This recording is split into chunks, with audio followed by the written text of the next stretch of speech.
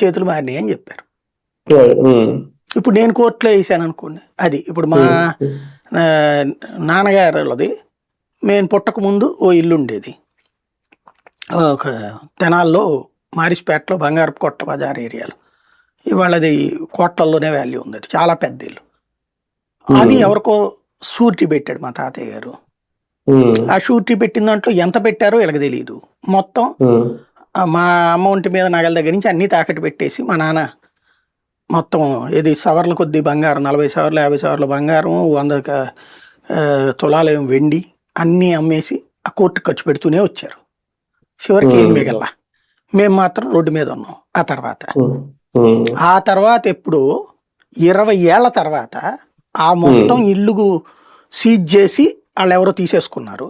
పోను ఒక 10 గజాలు 20 గజాలు స్థలం అందులో లేదట ఆ కాగితంలో.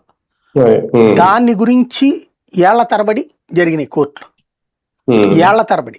ఎప్పుడు అది జరిగింది? నేను పుట్టక ముందు అయిపోయిన ఇంటికి సంబంధించి నేను ఇంటర్మీడియట్లోనో డిగ్రీలోనో ఉన్నప్పుడు తీర్పు వచ్చి ఈ భూమి మీది అంటే అప్పుడు ఏం చేసుకోవాలి వీళ్ళు? బాత్రూమ్ లెవెల్ది అనమాట. అప్పుడు 30,000 40,000 రూపాయలు చేస్తే తలా ఒక 5,000 రూపాయలు తీసుకున్నారనమాట. చూడండి ఎన్ని కోట్ల ఆస్తి పోయింది అక్కడ, బంగారం.